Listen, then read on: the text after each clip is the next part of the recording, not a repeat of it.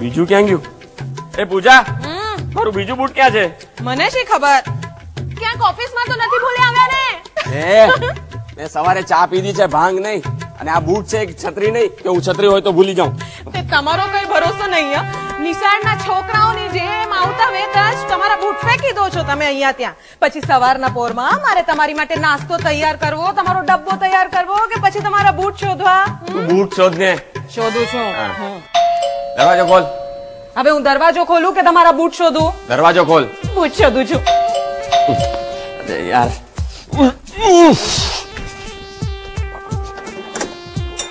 પરાગ્યા આ હું આ એક પગમાં બૂટ પહેરવાની કોઈ નવી ફેશન છે? મને અત્યારે ઓફિસ જવાનું મોડું થાય છે, ફાલતુ જોક નહીં મારતો. આ શું? તમારું બૂટ સોફા નીચે પડ્યું હતું. પરાગ્યા આમ તો લકી કહેવાય હે તું. હવારમાં તારી બૈરી તને બૂટ ગિફ્ટમાં આપે છે. ના એટલે એક ન્યૂઝ લાવેલો હતો, એક ગરમા ગરમ ખબર છે. પેલી ડી વિંગ ની અંદર ડી વિંગ 400 ટન ની અંદર ચંચળ નથી રેડી, જેનો વોર છે તે દુબઈ રહેતો છે. તું એના પ્રેમમાં પડ્યો? હા ચંચળ છે ને કોઈ 20 વર્ષના પોયરા એટલે ભાગી ગઈ. પણ એની ઉંમર તો લગભગ 40 વર્ષની છે. એ તો ગરમા ગરમ ન્યૂઝ છે કે 40 વર્ષની બાઈ 20 વર્ષના પોયરા હાટે નાઈ ગઈ. અરે શું, બાકી 20 વર્ષનો છોકરો 20 વર્ષની છોકરીને બગાડી જાય એ તો ઠંડી ખબર કહેવાય. પણ આ તો ટર્જેડી કહેવાય. હા, ટ્રેજેડી પૂજા. સાચું બોલે છે. સારું તો આ ફક્ત ટ્રેજેડી નહીં કહેવાય, કોમેડી, હોરર, સસ્પેન્સ, થ્રિલર બધું કહેવાય. હવે તમને ઓફિસે જવા માટે મોડું નથી થતું? ભાઈ મને ઓફિસે જવાનું મોડું થાય છે, ટ્રેન ચૂકી જઈશ તો લોચા થશે, સમજો ને? આ ચંચળ નું શું છે? ચંચળ ની ઉંમર કેટલી? 40 વર્ષનો અને પેલો પોયરો 20 વર્ષનો. એમાં કેવું કે રાતના 61:12:25 થયેલી ઉઠી. મેં તો પોરીઓની રાહ જોતો એમ બારીએ બેઠેલો જ હતો. પેલી ચંચળ ધીરે ધીરે એની બિલ્ડિંગ માંથી નીચે ઉતરી. એને એમ કે કોઈ મને જોતું નથી, પણ મેં કોણ? સોસાયટી નો સેક્રેટરી. હા, એ સોસાયટી નો સેક્રેટરી. બે એને જોતો હતો બરાબર. એ નીચે આવી ને એને ઈશારો કર્યો.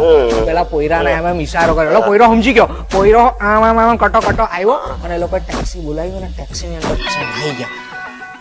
પરાગ, એ ચંચળ ગઈ કાં હે?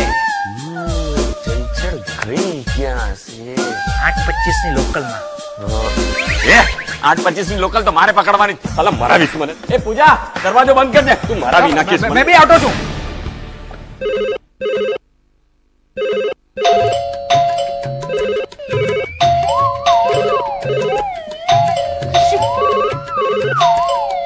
હે ભગવાન! અરે દરવાજો ખોતા કેટલી વાર? હું મારો ફોન ભૂલી ગયો છું. અરે આ ફોન ની રિંગ વાગે, આ દરવાજાની રિંગ વાગે, મારે પહેલા કઈ સાંભળવી? અરે આ ફોન તો ઉપાડ. લ્યો, આ તમને જોઈને ફોન ડરી ગયો. સોરી, તું મારી ટ્રેન મિસ થઈ જશે. સંભાળીને જજો.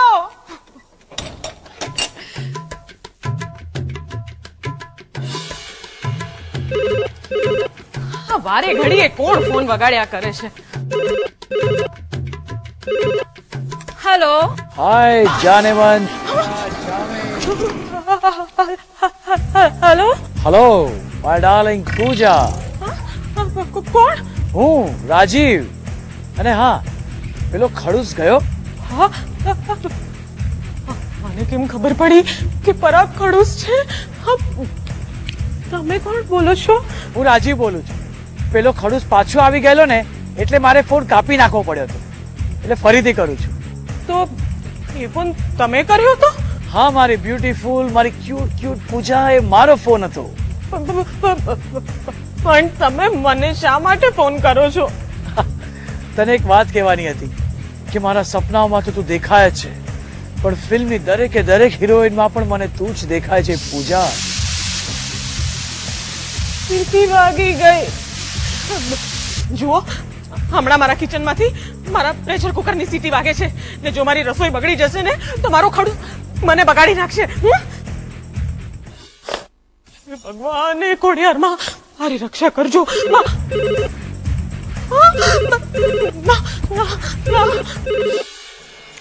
વિદ્યા, હું તને શું કહું? શું ટાઈમિંગ છે પેલાનો? એ વિદ્યા સાંભળ ને. હા, બોલ. પરાગ ઘરેથી જાય એટલે એનો ફોન આવે અને પરાગ પાછો આવે એટલે એનો ફોન બંધ. તો ખોટે ખોટું સિરિયસલી લે છે. રોંગ નંબર હશે.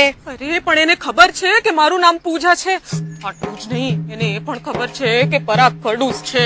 એ તો પેલી ફિલ્મ છોટી સી લવ સ્ટોરી છે ને એના જેવું થશે. એટલે દૂરબીનથી ઝાંકતો પણ હશે રે.